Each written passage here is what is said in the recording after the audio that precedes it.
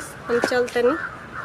5 minute एक बार मत बैठ के बतिया लिया। पागल हुआ गांव में आगल बन जा, गांव के लोग देखी त का कही कॉलेज ना कल कॉलेज में भेंट होई। ठीक बा तो काले भेंट होई।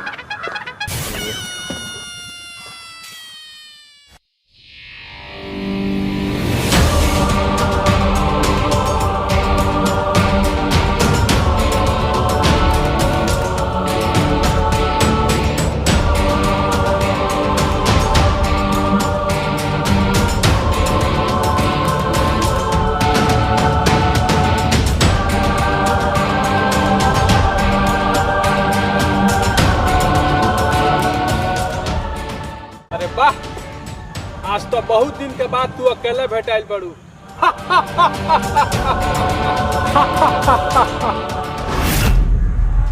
हमारा रास्ता छोड़बा कि ना? हमारा घर जाएगा, हटा रास्ता छोड़ो जल्दी।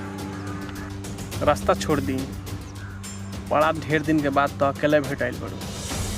हाँ तो ढेर दिन के बाद भेटाइल बन त का करबो? हटा रास्ता छोड़ो जाए दम के। घरे जाएगी तहर जवानी के पूरा रास्ता का ओकरा बाद तू घर जाएगी।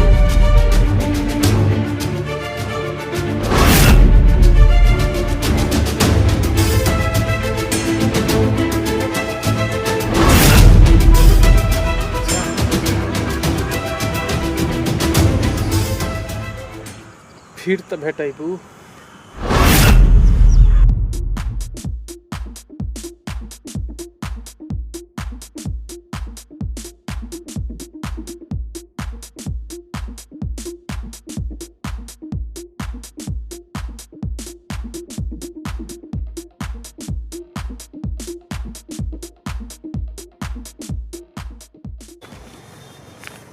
सुनो, जब कॉलेज के छुट्टी होला तब तू जल्दीबाजी में रहलू घरे जाए खातिर।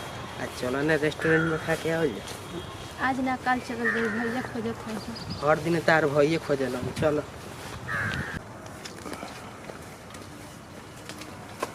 ए रुको ना। बोला का कहता? यही तेरी चल जीबू, गले ना मिलू। आओ ना। ठीक बा, छोड़ो घरे ज्यादा।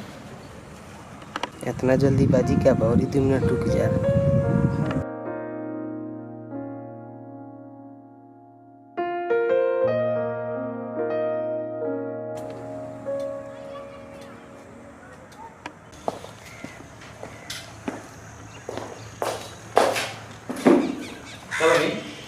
क्या बात बा? तोर दुपट्टा कहाँ बा? देखो ना भैया, बिगनर रास्ता में हमरा के छेड़त रहलो।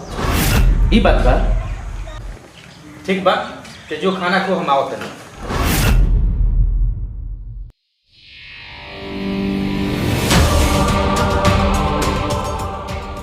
सब भाई का प्रेम भाई बोला? हाउस साला बिगना हमरा बहन के छेड़ लेता। आज ओकरा बहन के छेड़ल जाई। चलो बिगेला। हाँ चलो चलो।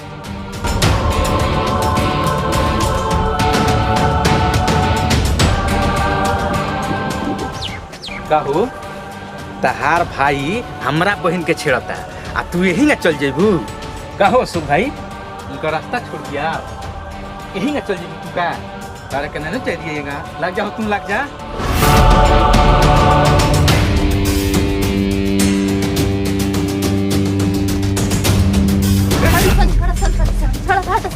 तो निजे संतान नौकर हमरा घर में खटे लगत नहीं। जूतो देखत है, रुक अपना भाई के लगे फोन करो। अच्छे भाई की फोन लगाओ। लगाओ फोन लगाओ। प्रेम भाई तू देखा हम तो चल जाए। ठीक बजा। बुलाओ भाई के। भैया तनी हे जो कहबो है छेड़ तरसन हमरा के। भैया प्रेमावा तू आवत रन त तरक बता। ठीक बात है। तो निशन के का औकात बड़े, तनी कितना हिम्मत बा हमरा देह पर हाथ धरे के। अच्छे देह पर हाथ धरे कहता है तो हाथ आजू गत करो तोहरे।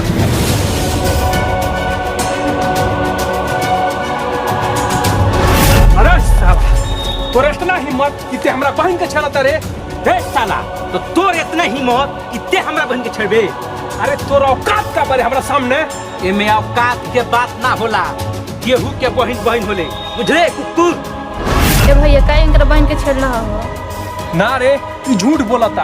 अच्छा तो हम झूठ बोलता नहीं तो हमरो बहनी होते आवते बिया। अबे पता लग जाला कि झूठ बोलता।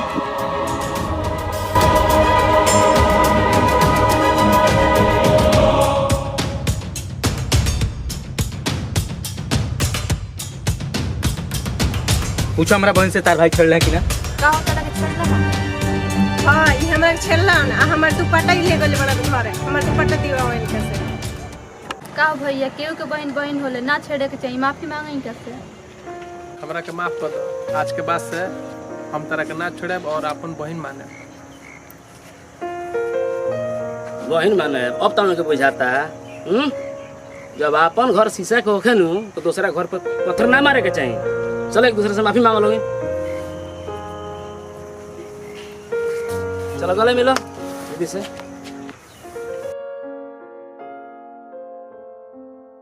भोजपुरिया भाई लोग के नमस्कार।